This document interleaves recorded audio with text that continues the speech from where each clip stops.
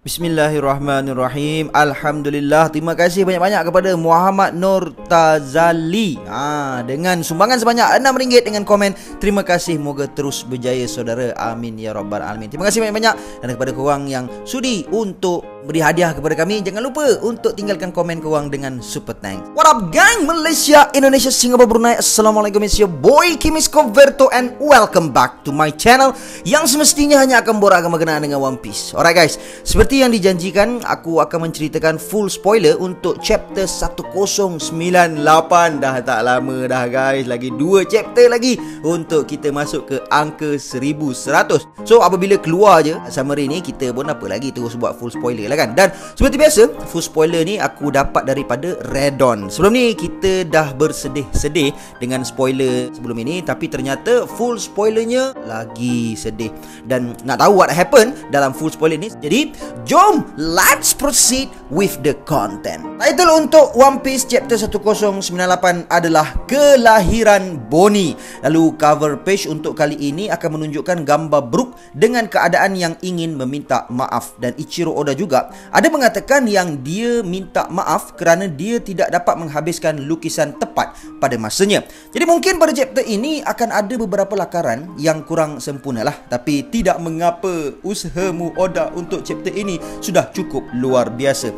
Cerita telah dimulakan dengan menunjukkan Ginny telah diculik untuk menjadi isteri Tenryubito, dan kita akan dapat melihat siapa Tenryubito yang mengahwininya dalam chapter ini. Katanya, dilaporkan bahawa seluruh pasukan tentera revolusi Ginny telah dimusnahkan dalam serangan mengejut oleh world government. Selepas Ginny diculik, tentera Revolutionary Army menjadi lebih ganas dan Kuma menjadi lebih serius dalam pertempuran. Kita juga akan melihat detik ketika tentera Revolutionary Army mengambil orang dari kerajaan Goa. Selepas itu Kuma teleport ke pulau lain untuk membantu pemberontakan. Kuma menamakan pertempuran di pulau itu secara bersendirian. Kemudian ternyata Bonnie adalah anak yang dilahirkan Ginny dan Tenryubito.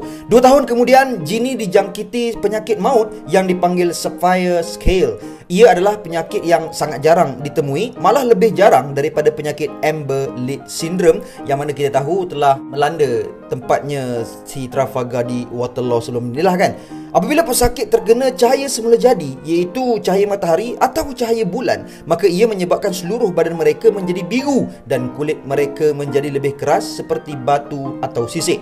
Ginny menjadi tidak dikenali kerana penyakit itu. Jadi Tenryubito melepaskannya dan kita tidak dapat melihat wajah Ginny dalam semua panel dan kita hanya mendengar suaranya sahaja. Setelah itu Ginny kembali ke Sorbet Kingdom dan meninggalkan Bonnie bersama orang tua di pulau itu. Kemudian Ginny memanggil tentera Revolutionary Army dari dalam gereja tempat ditinggal bersama Kuma. Ginny berkata, saya benar-benar mahu berjumpa dengan semua orang, tetapi ini adalah perpisahan untuk kita. Ivankov menjawab, apa?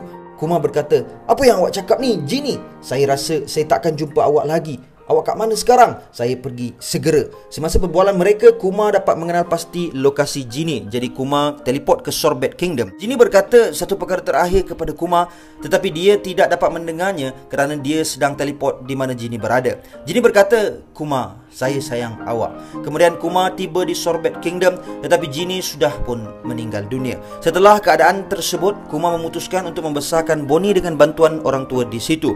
Kuma teleport untuk membantu tentera Revolutionary Army dari semasa ke semasa.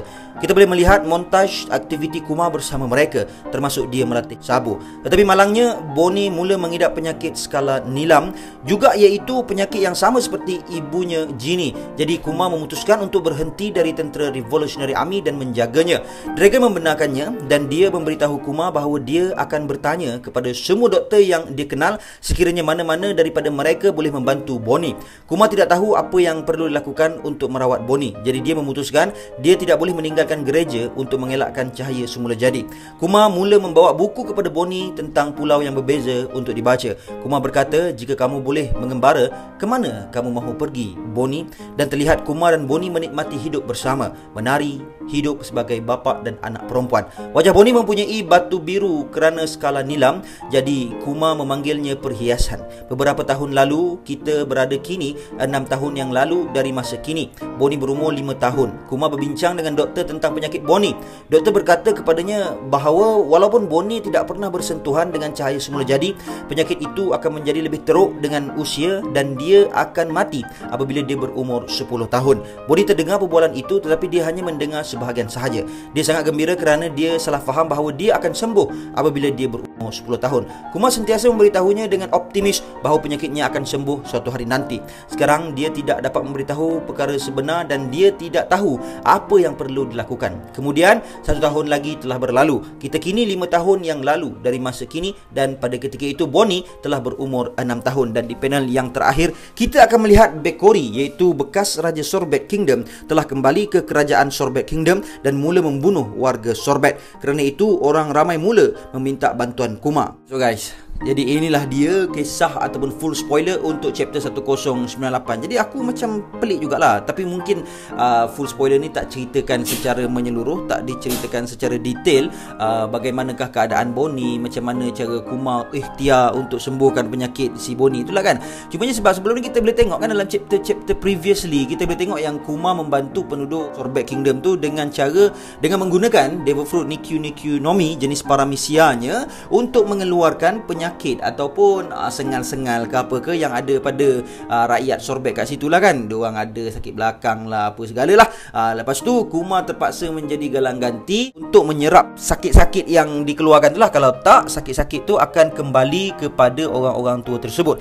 Jadi aku macam, yelah, kalau kata Kuma keluarkan penyakit Bonnie daripada tubuh Bonnie tu, lepas tu Kuma serap penyakit tu, adakah perkara tersebut akan membantu Bonnie? Itu yang pertama lah kan. Tapi Kuma dia sakit sikit lah. Ataupun yang kedua, kenapa Kuma tak gunakan kuasa dia tu kan untuk keluarkan penyakit yang ada dalam diri Bonnie, lepas tu dia serap? Mungkin alasannya adalah itu akan menyebabkan Kuma pula yang mati. Tapi dalam chapter ni kita tahulah bahawa jewelry Bonnie sebenarnya, nama tersebut jewelry itu adalah nama yang diberikan sendiri oleh Kuma. Bartolomeo Kuma bagi nama dia sebenarnya Bonnie, tapi jewelry itu ditambah diberikan daripada Kuma kepada Bonnie. Dan dalam chapter ni juga kita tahu bahawa Bonnie sebenarnya merupakan salah seorang daripada Celestial Dragon. So aku tak nak kupas panjang-panjang sebab aku nak tengok chapter tu sendiri dulu.